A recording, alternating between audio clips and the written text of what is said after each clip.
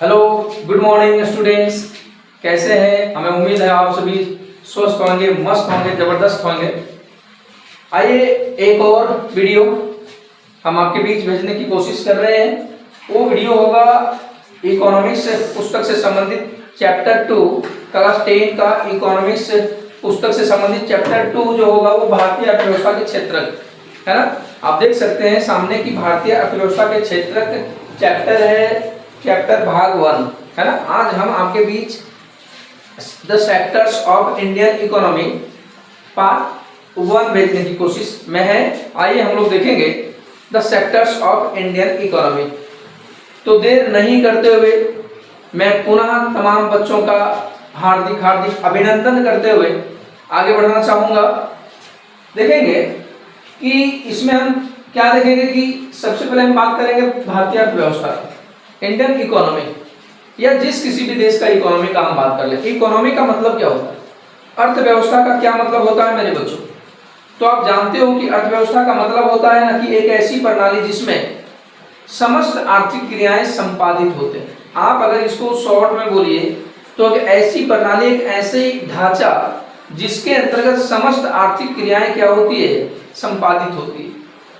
और इसे ही हम क्या कहते हैं, इकोनॉमी कहते हैं। इसे ही हम क्या कहते हैं, अर्थव्यवस्था कहते हैं। नहीं तो अगर हम इसको शॉर्ट में एक बार पुनः बोल देते हो कि ऐसी प्रणाली जिसमें समस्त आर्थिक क्रियाएं संपादित होते हैं, अर्थव्यवस्था कहलाता है। अब हम बात किए किसका, आर्थिक क्रिया का। तो आर्थिक क्रिया किसे कहेंगे? वेरी सिंपल डिफिनेशन होगा, इकोनॉमिक वर्क किसे कहेंगे? तो वैसी क्रियाएं जिससे व्यक्तियों को धन की प्राप्ति होती हो, वैसी क्रियाएं जिससे व्यक्तियों को इनकम प्राप्त होता है, वे समस्त क्रियाएं आर्थिक क्रियाएं कहलाती है। स्पष्ट मैंने लिखा है, वे सभी कार्य जिससे धन की प्राप्ति होती है आर्थिक क्रिया कहलाती है। आइए अब हम बात करेंगे कि हमारे चारों ओर कई प्रकार की इस प्रकार की आर्थिक क्रियाएं संपादित होती है ना। हम देख सकते हैं कि हमारे चारों ओर इस प्रकार की आर्थिक क्रियाएं एनी टाइम संपादित होती रहती है, एनी टाइम संचालित होती रहती है। अब देखेंगे लोगों के द्वारा कई कार्य कर, लोगों के द्वारा इस प्रकार के कार्य कर जीविकोपार्जन किया जाता है। तो इस प्रकार के कार्य क्यों किया जा रहा है? पैसा कमाने के लिए, इनकम करने के लिए, आय करने के लिए, ताकि उस इनकम से, उस पैसे से अपना गुजारा कर सकेगा इंसान, है ना। ताकि उस पैसे से अपने जीविकोपार्जन कर सके किसान। तो जितने भी प्रकार की क्रियाएं होती है ना, जितने भी प्रकार की क्रियाएं आसपास संचालित हो रही होती है मेरे बच्चों, वो तमाम प्रकार की क्रियाएं आर्थिक क्रियाएं कहलाती है, जो धन के उद्देश्य से किया जाता है। तो इन सभी कार्यों का मूल उद्देश्य क्या होता है? मूल उद्देश्य यही होता है, क्या? पैसा कमाना। क्या करना? धन कमाना। देखिए लिखा है कि इस क्रिया का मेन पर्पस जो होता है वो इनकम करना होता है। क्या होता है? इनकम करना होता है। अगर हम बात करें तो विभिन्न प्रकार के मानकों के आधार पर इन कार्यों को कई प्रकार में विभाजित किया जा सकता है। मेरे बच्चों, तो हम देखेंगे आर्थिक क्रिया के आधार पर क्षेत्रक को, है ना। आप देखेंगे इस प्रकार से वर्गीकृत किया जा सकता है, और इस प्रकार से वर्गीकृत किए जाने वाले क्षेत्रक को हम क्या कहते हैं? क्षेत्र को क्या कहते हैं? क्षेत्रक कहते हैं। और इसे ही क्षेत्रक कहा जाता है। क्या कहा जाता है? इसे सेक्टर्स कहा जाता है। अब हम बात करेंगे विभिन्न प्रकार के सेक्टर्स का। बोला है the sectors of Indian economy, भारतीय अर्थव्यवस्था के क्षेत्र। क्या बात करेंगे? भारतीय अर्थव्यवस्था के क्षेत्र। बोला आर्थिक क्रिया के आधार पर क्षेत्र कितने प्रकार? तो बच्चों आर्थिक क्रिया के आधार पर क्षेत्र को मोटा मोटी 3 भागों में बांटा गया है। कितने भागों में बांटा गया है मेरे बच्चों? 3 भागों में बांटा गया है। कौन कौन? Primary sectors, secondary sectors and tertiary sectors. अगर हम बात करें तो प्राथमिक क्षेत्र, द्वितीय क्षेत्र और तृतीय क्षेत्र। और अगर हम बात करें कार्य क्षेत्र और शर्तों के आधार पर क्षेत्र तो कितने भागों में बांटा गया है? तो 2 भागों में बांटा गया है, संगठित और असंगठित। अगर हम बात करें स्वामित्व के आधार पर क्षेत्र तो 3 भागों में इसको भी बांटा गया है, सार्वजनिक, निजी और संयुक्त क्षेत्र। मोटा मोटी इसको भी 2 भागों में ही बांटा जाता है आमतौर पर, सार्वजनिक और निजी, है कि नहीं। तो और फिर अगर अब हम बात करें क्या? बात करें प्राथमिक क्षेत्र का। किसका बात करेंगे? प्राथमिक क्षेत्र का बात करेंगे। प्राथमिक क्षेत्र किसे कहते हैं? प्राथमिक सेक्टर्स किसे कहते हैं? प्राइमरी सेक्टर्स क्या होते हैं? तो मैं बहुत बेहतरीन तरीके से अगर बताने की कोशिश करूं आपको, तो ध्यान से सुनिएगा बच्चों। वैसे सेक्टर्स, वैसे क्षेत्र जिसके अंतर्गत नेचुरल रिसोर्स से संबंधित क्रिया संपादित हो, वैसे क्षेत्र जिसके अंतर्गत प्राकृतिक संसाधनों से जुड़ी क्रियाएं संपादित हो या संचालित हो, वैसे सेक्टर्स को हम क्या कहेंगे? हम कहेंगे प्राथमिक क्षेत्र। यानी प्राथमिक क्षेत्र का डायरेक्टली संबंध किससे होता है? नेचुरल रिसोर्सेज से होता है। किससे होता है मेरे बच्चों? बड़ा ध्यान से सुनना है, बस आपको एक ही पॉइंट याद रखना है कि प्राथमिक क्षेत्रक में कौन सी क्रियाएं सम्मिलित होती है। तो प्राथमिक क्षेत्रक में वैसी क्रियाएं सम्मिलित होती है जो जिसका संबंध डायरेक्टली नेचर से होता है, डायरेक्टली उसका संबंध प्राकृतिक संसाधन से होता है, जैसे जल, भूमि वगैरह वगैरह से हो। तो जैसे हम कृषि अगर बात करें तो कृषि जो काम होता है, कृषि इसके अंतर्गत आने वाली गतिविधियों में सबसे पहली गतिविधियां कृषि आ जाएंगी। तो आप देखोगे कि कृषि, फिर मत्स्य पालन, पशुपालन, हम बात कर रहे हैं वानिकी, बात कर रहे हैं खनन, बात कर रहे हैं डेयरी का, तो ये सारी की सारी गतिविधियां किसमें संपादित होती है? किसके अंतर्गत? तो प्राथमिक सेक्टर के अंतर्गत होते हैं। तो हमें उम्मीद है आपको प्राथमिक क्षेत्र समझ में आ गया होगा।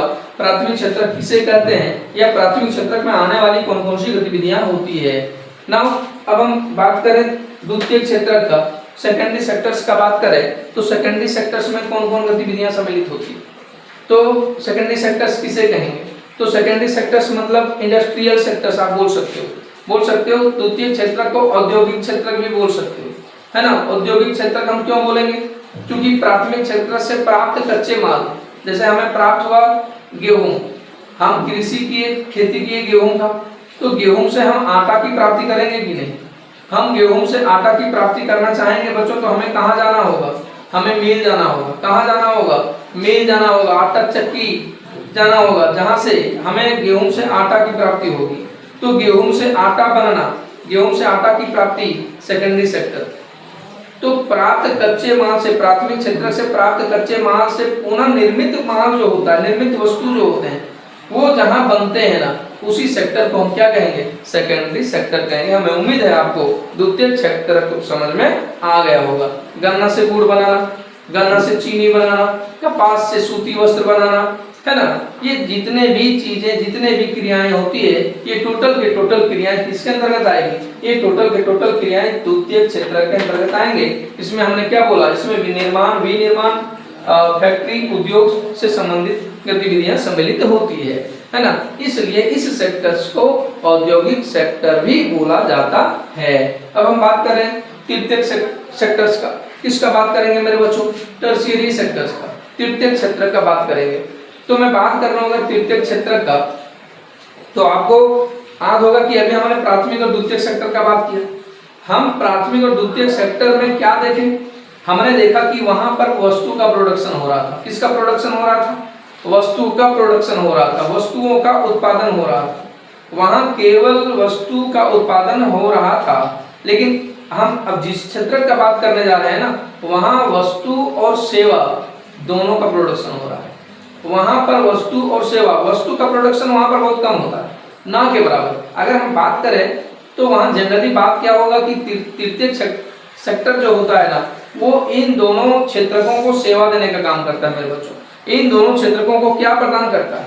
सेवा प्रदान करता है, नहीं, इन दोनों क्षेत्रकों को सर्विस देता है। इसलिए आपको पता होगा कि इस क्षेत्र को सर्विस सेक्टर भी बोला जाता है। अगर मैं बोल रहा हूँ कि दुनिया भर के जितने भी सेवा देने वाले काम होते हैं ना, वो टोटल के टोटल गतिविधियां, सेवा से संबंधित क्रियाएं जो होती है, वो टर्शियरी सेक्टर में आते हैं मेरे बच्चों। जैसे परिवहन, है ना, जैसे बैंकिंग, संचार, जैसे वकील, डॉक्टर, टीचर, जितने भी लोग आपको सेवा देने का काम करते हैं ना, जिस किसी व्यक्ति के द्वारा कहीं भी सेवा देने का काम किया जा रहा होता है, वो काम इसमें संपादित हो रहा होता है, वो सारे क्रियाएं टर्शियरी सेक्टर में संपादित हो रहे होते हैं। तो हमें उम्मीद है आपको आर्थिक क्रिया के आधार पर तीनों क्षेत्र समझ में आ गया होगा, है ना। अब हम बात करें कार्य क्षेत्र और शर्तों के आधार पर क्षेत्र को। किसके आधार पर क्षेत्र को बात करें मेरे बच्चों? कार्य क्षेत्र और शर्तों के आधार पर अगर हम क्षेत्र को बात करें तो क्षेत्र के दो प्रकार हैं, संगठित और असंगठित। अगर हम बात करें संगठित क्षेत्र का तो किसे कहेंगे? किसे कहेंगे? संगठित क्षेत्रक। तो ऐसे क्षेत्रक में आप देखेंगे कि किसी भी व्यक्ति को काम एक नियुक्ति पत्र के तहत मिलता है, किसी भी व्यक्ति को जॉब मिलता है तो एक नियुक्ति पत्र के तहत मिलता है, एक ज्वाइनिंग लेटर के तहत मिलता है, कार्य अवधि निश्चित होता है, कार्य अवधि निर्धारित होता है, सुबह जाने का टाइम फिक्स, शाम को आने का टाइम फिक्स, ना सुबह पहले जाना ना शाम को बाद में आना, ये निर्धारित होता है। फिर आप देखेंगे सवेतन छुट्टी की प्राप्ति होती, सवेतन छुट्टी निर्धारित होता है ना, वेतन सहित छुट्टी निर्धारित होता है, अवकाश प्राप्त भी होता है, अगर बीच में छुट्टी आप लेना चाहें तो आप ले सकते हैं, उसके लिए किसी प्रकार का कटौती, वेतन में कटौती नहीं होती है। फिर अन्य वेतन भत्ता भी होता है, पूरा अन्य वेतन भत्ता होता है, चिकित्सीय सुविधाएं अवेलेबल होते हैं। तो इतने प्रकार की सुविधाएं जिस क्षेत्र में अवेलेबल हो वैसे सेक्टर्स को हम शर्तों के आधार पर संगठित क्षेत्र कहेंगे। क्या कहेंगे मेरे बच्चों? शर्तों के आधार पर हम क्या कहेंगे? उसे संगठित क्षेत्र कहेंगे। और अगर हम बात करें उसका ठीक अपोजिट वाला सेक्टर्स तो वो होगा असंगठित क्षेत्र। क्या होगा? वो होगा असंगठित क्षेत्र होगा। तो इसमें जितने भी बात हमने किया उसका नेगेटिव पॉइंट उसमें डाल दीजिए, तो ये सारी क्रियाएं जो होती है वो सम्मिलित होती है कहाँ पर? असंगठित क्षेत्र में। मतलब असंगठित क्षेत्र में काम करने वाले जो मजदूर होते हैं ना, जो व्यक्ति होते हैं, वो सिक्योर नहीं होते, वो किसी प्रकार से सुरक्षित नहीं होते हैं, उन्हें किसी नियुक्ति पत्र के तहत नौकरी नहीं मिलती है, उनका कार्य अवधि निर्धारित नहीं होता है, किसी प्रकार के सवेतन छुट्टी निर्धारित नहीं होता है, किसी प्रकार के अन्य चिकित्सीय सुविधाएं वेतन भत्ते निर्धारित नहीं होते हैं। तो जिस सेक्टर में ये सारी चीजें अवेलेबल नहीं हो वैसे सेक्टर को हम क्या कहेंगे? शर्तों के आधार पर असंगठित क्षेत्र कहेंगे। क्या कहेंगे मेरे बच्चों? शर्तों के आधार पर असंगठित क्षेत्र कहेंगे। अब हम बात कर लें स्वामित्व के आधार पर क्षेत्र। अब हम बात कर लें स्वामित्व के आधार पर क्षेत्र को, है ना, मलिकियत के आधार पर क्षेत्र को, तो आप देखेंगे सार्वजनिक, निजी और संयुक्त क्षेत्र के रूप में आप देख सकते हैं। तो हम देखेंगे कि सार्वजनिक क्षेत्र किसे कहेंगे? मोटा मोटी क्लास 10th में हम लोगों को बस स्वामित्व के आधार पर दो ही क्षेत्र ही पढ़ना है, सार्वजनिक और निजी। तो सार्वजनिक और निजी कहने से ही आप समझ रहे होंगे कि किस क्षेत्र को हम सार्वजनिक क्षेत्र कहेंगे? गवर्नमेंट सेक्टर, है ना, या आप इसे पब्लिक सेक्टर भी बोल सकते हो, और फिर आप निजी क्षेत्र को प्राइवेट सेक्टर बोल सकते हो, है कि नहीं? तो आइए हम देखेंगे कि वह क्षेत्र जिसमें अधिकांश परिसंपत्तियों पर, ध्यान से सुनना मेरे बच्चों, ध्यान से सुनेंगे मेरे बच्चों, बोल रहा है कि वह क्षेत्र जिसमें अधिकांश परिसंपत्तियों पर किसका स्वामित्व हो? सरकार का स्वामित्व होता है। किसका स्वामित्व होता है? सरकार का स्वामित्व होता है, और सरकार ही सभी सेवाएं अवेलेबल कराती है, सार्वजनिक क्षेत्र कहलाता है।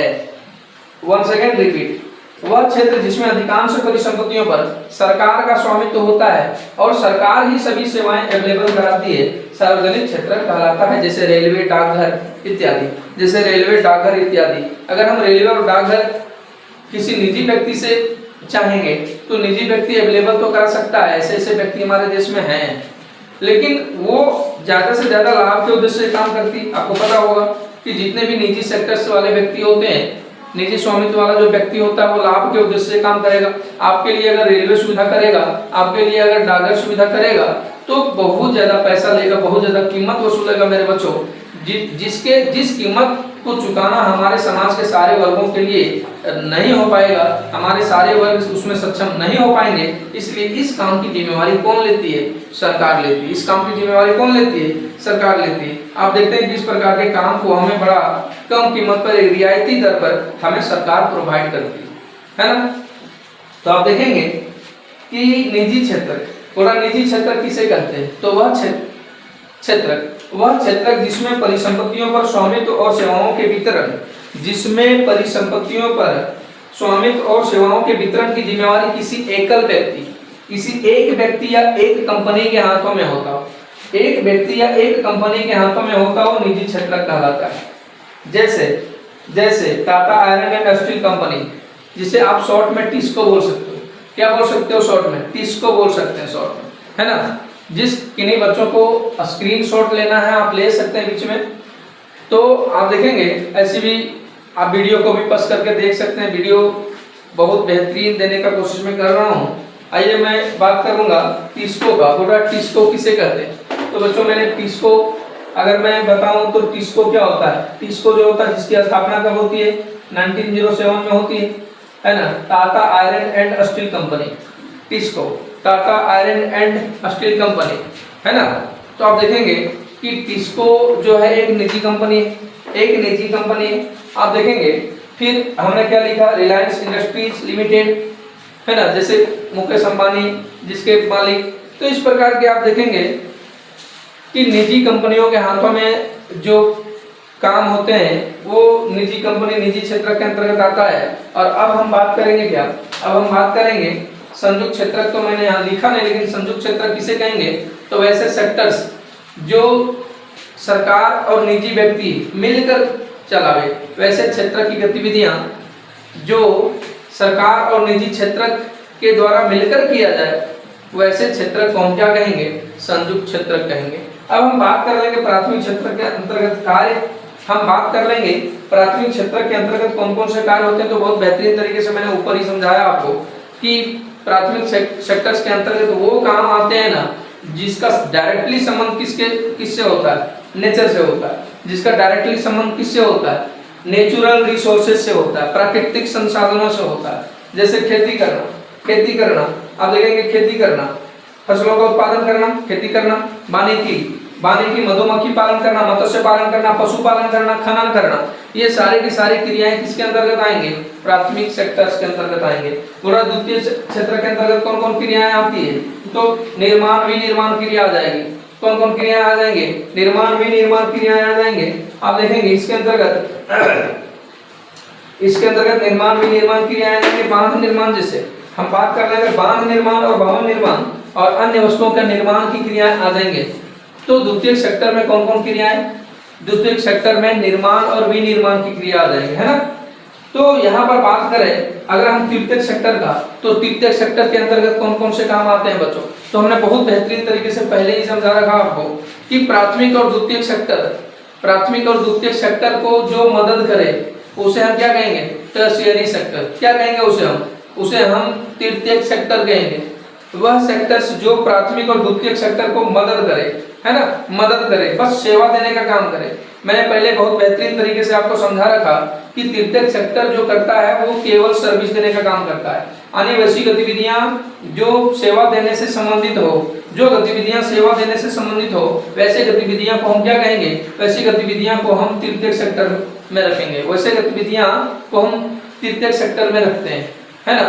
तो आप देखेंगे व्यापार और वाणिज्य परिवहन, आप देख लेंगे व्यापार वाणिज्य परिवहन, आप देख लेंगे संचार दूरसंचार, देख लेंगे पर्यटन बीमा बैंकिंग। ये सारे के सारे गतिविधियां किसमें सम्मिलित होते हैं, ये सारे के सारे गतिविधियां जो आएंगे मेरे बच्चों वो आ जाएंगे तृतीय सेक्टर में। किसमें आ जाएंगे, तृतीय सेक्टर में आ जाएंगे।